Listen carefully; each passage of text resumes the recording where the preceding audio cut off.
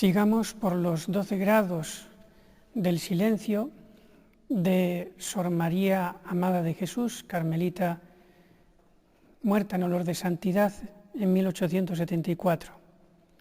Nos habíamos quedado esta mañana, habíamos terminado de ver la mitad, que es el grado sexto. Vamos ahora al séptimo grado de silencio. Silencio de la naturaleza, del amor propio.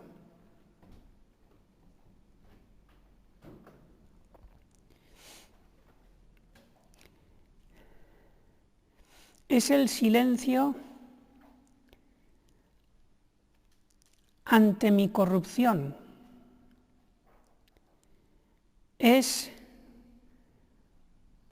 como decía San Claudio de la Colombier, complacerse en mi bajeza, en mi nada.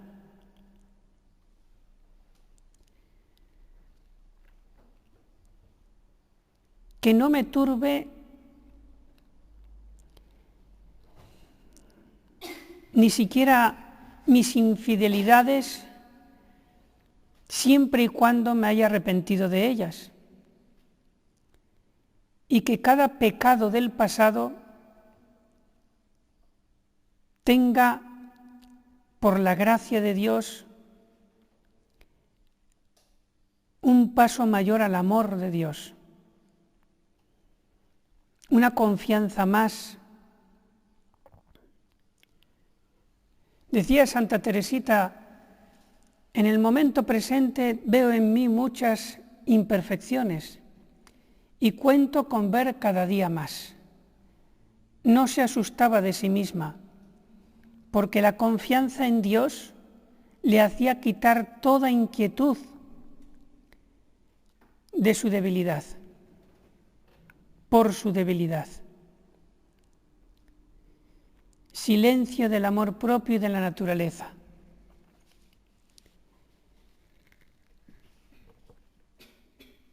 Dolor, sí. Inquietud, nunca. Desconfianza, nunca. Todo lo contrario. Cuanto más me perdone Dios, más confío en Él.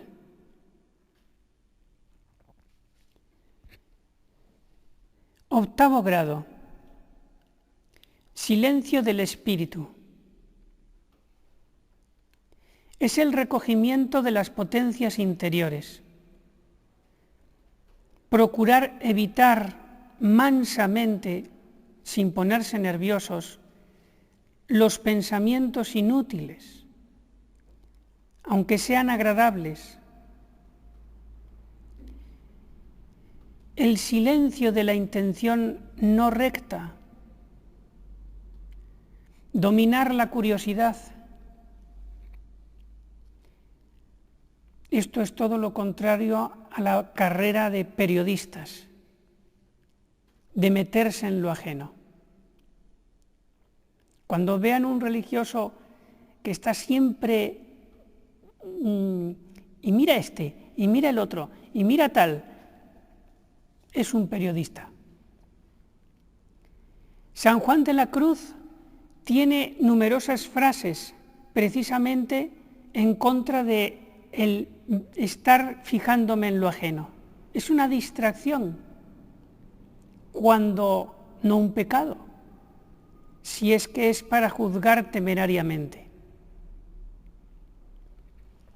Una cosa es que yo veo objetivamente eso que hace esa persona no se debe imitar, no está bien. Y otra cosa es juzgar su interior como que peca, como que ofende a Dios. Ahí ya nadie se puede meter, solamente el confesor, por oficio de Dios, y nadie más.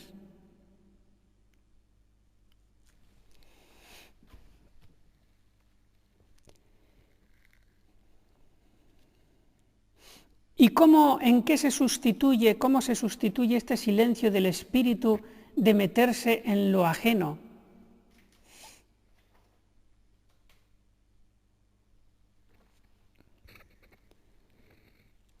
sustituyéndolo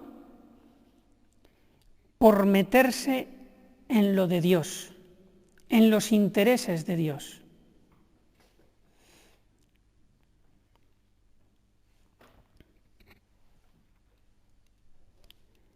Noveno grado.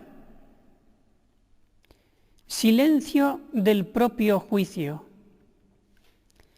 Si los anteriores que no cumplían el silencio del espíritu eran los periodistas, estos son los catedráticos, los que van en contra del silencio del propio juicio. Los que decíamos en la otra conferencia, los sabiondos.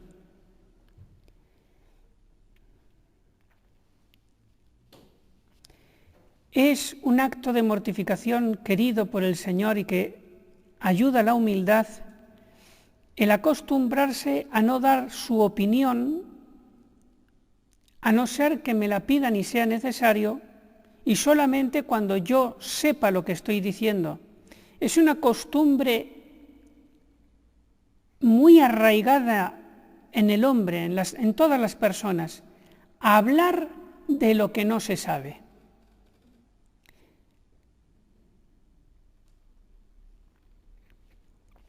Pues al contrario, el silencio del propio juicio es solamente juzgar aquello en lo que sé que puedo juzgar que estoy cierto y en lo que conviene para mi santificación.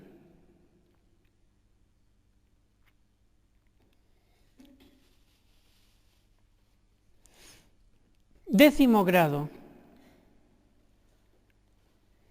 Silencio de la voluntad. Esto es lo contrario a ser reinas. Antes periodistas, luego los catedráticos, ahora las reinas es lo contrario al silencio de la voluntad. Es decir, que ante esas dos voluntades de Dios, que son la de beneplácito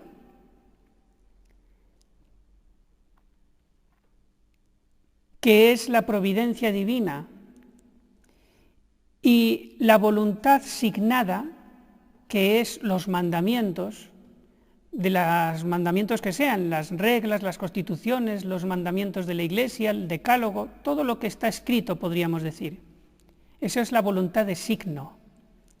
Y la voluntad de beneplácito es aquella que Dios me pone en su providencia. Por ejemplo, caigo enfermo, por ejemplo, me toca un oficio.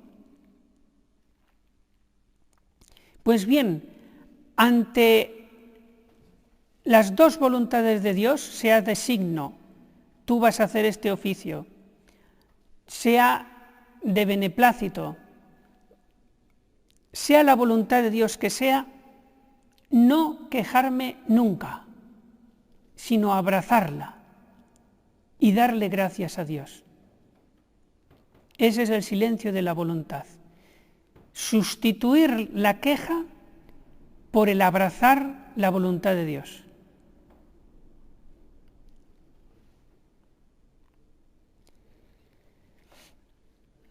Aquello que decía San Francisco de Sales, nada pedir, nada rehusar. Esto no quita que si hay que hacer una representación al superior porque el superior no lo sabe todo, muy bien, porque en la representación se está buscando la voluntad de Dios. Y prueba de ello es que si el superior que tiene la última palabra dice esto es así, pues yo me quedo contento. Ya encontré la voluntad de Dios. Eso no es una queja, el representar cuando mi conciencia me dice hay algo que el superior no sabe o tal vez no sepa.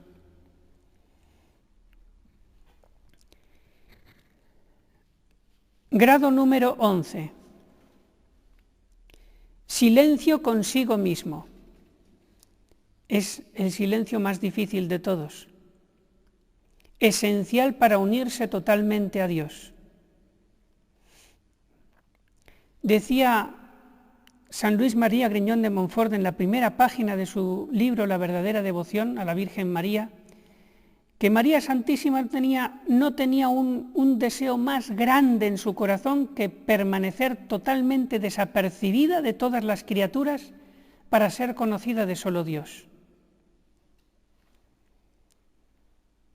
Decía Santa Teresita de Lisieux al principio, cuando iba a escribir la historia de un alma que le mandaron por obediencia, su biografía, que al principio sintió un cierto recelo porque al escribir tenía que volver a acordarse de sí misma.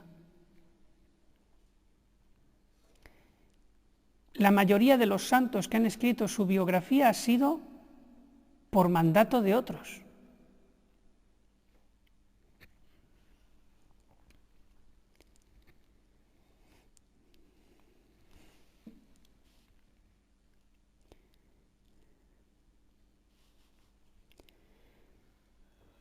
Y punto 12, grado número 12, ya Sor Amada de Jesús nos pone el silencio con Dios, que es la oración en la soledad callada, que decía San Juan de la Cruz. Es decir, en la medida en que cumplimos del grado 1 al 11, en esa misma medida tendré una oración más profunda con Dios nuestro Señor. Aquello que decía Santa Teresa con esa sencillez tan profunda de meterse dentro del corazón de uno para encontrar a Dios ahí y hablarle de amor. Ese recogimiento de ver a Dios en sí. Desaparecer para ver a Dios en sí.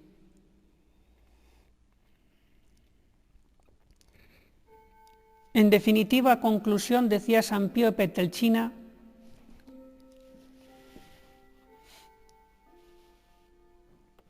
lo importante es que yo sea un religioso que ora. Esa es mi profesión. Mi profesión no es, en la vida religiosa, más todavía en la clausura, ni hacer hostias, ni sacar patatas del huerto, ni hacer la comida. Eso son cosas que tengo que hacer porque tenemos cuerpo, porque no somos ángeles y tenemos que sobrevivir y tienen que organizarse para que el cuerpo no se muera y esté sano. Y para eso se hacen tantas cosas en el convento. ¿Qué vamos a hacer? Tenemos cuerpo. Pero lo esencial es que tengamos ya solucionadas las necesidades, valga la redundancia, necesarias, lo que Dios quiere que esté solucionado, porque quiere que vivamos con dignidad, no como en un establo de ovejas, ¿no? Sino con dignidad, con limpieza, con orden, muy bien. Y para eso el trabajo. Pero eso es nada más que para que el alma, en ese orden, en esa limpieza, en esa salud, se pueda dedicar a la oración, que es su profesión. Otros tienen la profesión de médicos, de policías, de barrenderos, de lo que sea. Ustedes tienen la profesión de orar. Y entre todas las vocaciones religiosas, la que más tiene la profesión de orar son ustedes. Porque hay otros religiosos que son de vida activa y tienen que alternar la oración con dar clases, alternar la oración con hacer apostolado, alternar la oración con dar de comer al pobre. Ustedes no. Ustedes, su profesión única es tratar de amor con el amado. Es el oficio, la profesión que más les acerca de toda la corte de consagrados que hay. Los monjes y monjas de clausura son los que están más cerca del Señor, o tendrían que estarlo por su profesión. Y ese dedicarse totalmente a orar, que es la función principal, en eso tienen que ser expertas. Si no somos expertos en eso, estamos fracasando nuestra vocación. La Iglesia que se apoya en nosotros sufrirá sus consecuencias. ¿Cómo está la Iglesia hoy?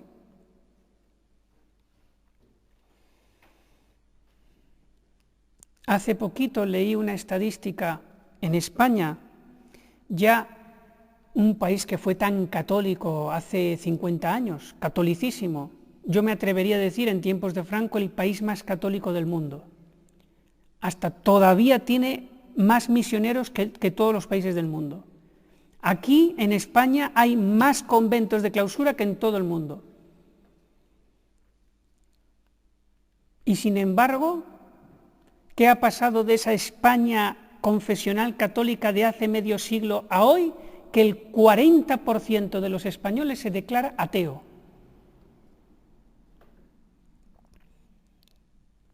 Aproximadamente un 5 o 6% va a la Santa Misa los domingos. Y yo que estoy en el hospital y atiendo a los que se supone que van a misa los domingos, que son católicos practicantes y piden que vaya el capellán para atenderles, si ustedes supieran entre los católicos practicantes los especímenes que me encuentro, pues así está la Iglesia.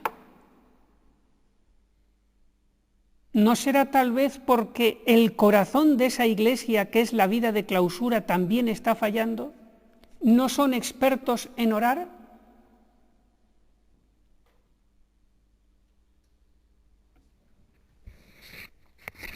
Si yo me caigo de sueño en la oración, la Iglesia también cae. Si me dejo llevar de las distracciones por ligereza en no hacer bien la oración, no prepararla, la Iglesia también se distrae. Si tú pecas, la Iglesia va a pecar. Y si tú eres fiel cada distribución del día, especialmente en la oración, la Iglesia se va a levantar.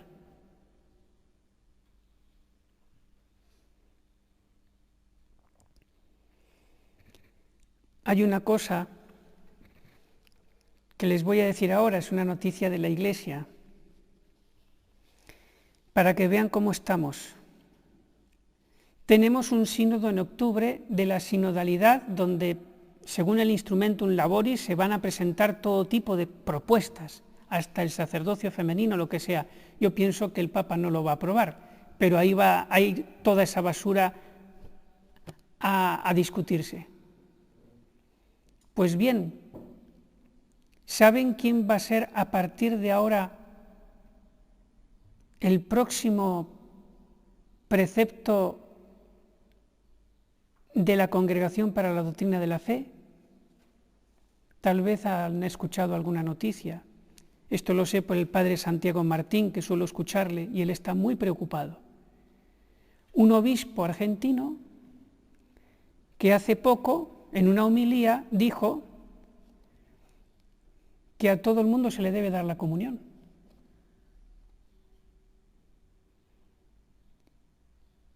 Y que ese clasificar de este puede comulgar, este no, que decía la Iglesia antes, eso ya lo hemos superado. Ese, Monseñor Fernández, va a ser el próximo prefecto cardenal de la Congregación para la Doctrina de la Fe. Rogamos para que se convierta.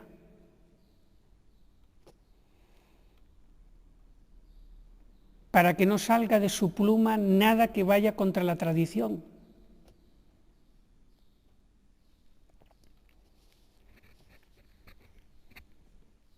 Ojalá que sea así, que siendo prefecto de la congregación, el Espíritu Santo lo sostenga y no hierre.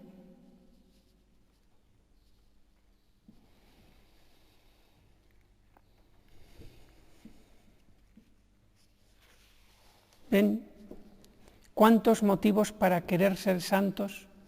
¿Cuánto depende de ustedes? Toda la Iglesia está mirando aquí, a ver qué hacen estas madres.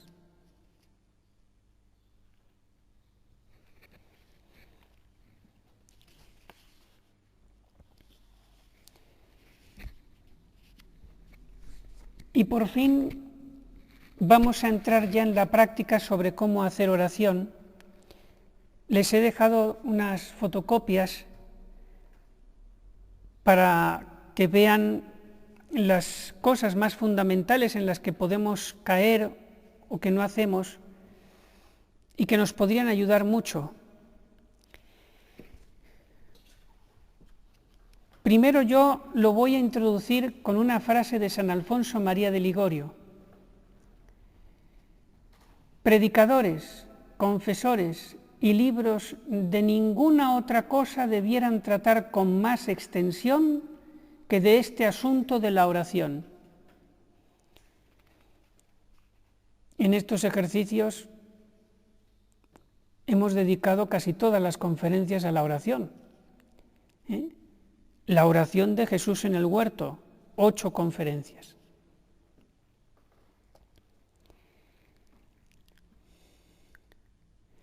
Y tiene San Agustín una frase que nos hace recordar aquel pasaje del Evangelio de San Mateo que les leí antes. Algo así de memoria les hago recordar que dice Jesucristo a los apóstoles: cuando queráis orar, no hagáis como esos hipócritas que se ponen en las plazas para que les vea la gente, ni tampoco como los gentiles que dicen un montón de palabras, sino que vosotros pensad que ya vuestro Padre sabe lo que vais a necesitar. Pues bien, ahí nuestro Señor Jesucristo pone 2 fallos. Los que en la oración buscan la vanidad, o en general se buscan a sí mismos, en los demás, y son los que denuncia San Agustín cuando dice: cuando nuestra oración no es escuchada es porque pedimos aut mali, porque somos malos, dice San Agustín.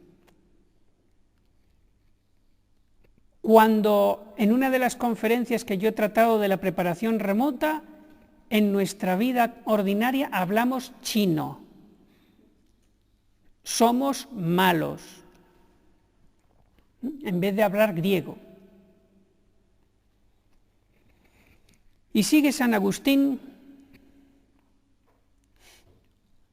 aut male, o porque pedimos mal. Esto lo vamos a ver ahora en las siguientes conferencias. Nos falla el método. Pedimos mal. Lo de la carta del apóstol Santiago, capítulo 3, no tenéis porque no pedís, pedís y no recibís porque pedís mal. Y sigue San Agustín en este juego de palabras: aut mala, es decir, no nos escucha el Señor porque pedimos cosas malas o cosas que, aunque sean buenas, no nos convienen. Y ahí entraría la denuncia de Jesucristo en el Evangelio de San Mateo cuando dice: tampoco hagáis como los gentiles que empiezan a decir montón de palabras. Señor, que me concedan esto y esto y esto y esto y esto y esto.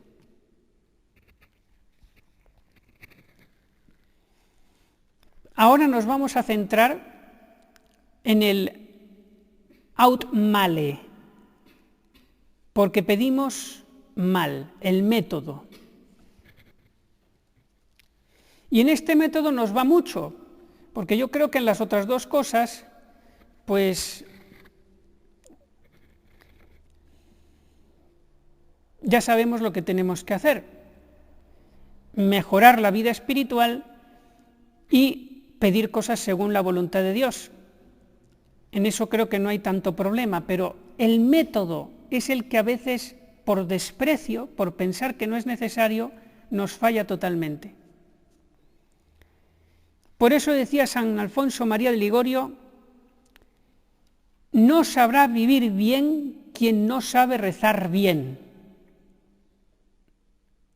El método.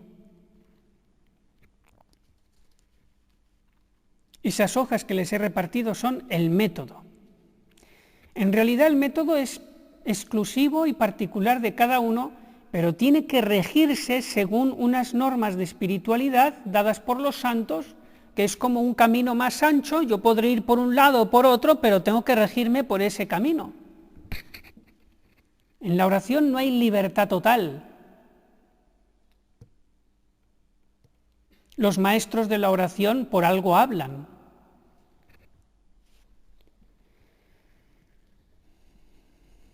Así que si no vivimos bien, si nos falla mucho la virtud, es porque nos falta el método, dice San Alfonso. Y precisamente en eso yo tengo que ser experto. Tienen que ser expertas. Es su profesión. Decía San Pablo, el que no trabaja, que no coma. Pues si yo no rezo bien, si pierdo el tiempo en la oración, ¿tengo derecho a comer?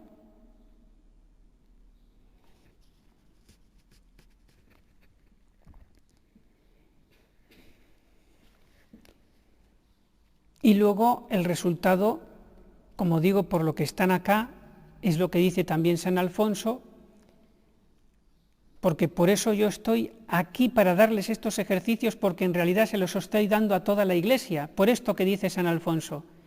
Los santos convirtieron más almas con sus oraciones que con sus trabajos. ¿Saben qué decía no es santo, Antonio Rollo Marín, a las dominicas, en una conferencia de unos ejercicios, que él, cuando estaba en Atocha, en Madrid, predicando por radio también le escuchaban millones de personas. Con mucha humildad él dice, yo fui el mejor predicador de España, llenaba las plazas de toros, Antonio Rollo Marín. Y sin embargo, llega a decir a las dominicas que considera de mucho más fruto y aprovechar el tiempo el estar hablando a un puñado de dominicas de vida de clausura, que se hace muchísimo mayor bien si aprovechan esa palabra, que no todos los años que estuvo dando misiones y predicaciones a millones de seglares. Fíjense si son importantes. Y ya con esto, los 2 días que nos quedan, entraremos ya en la práctica.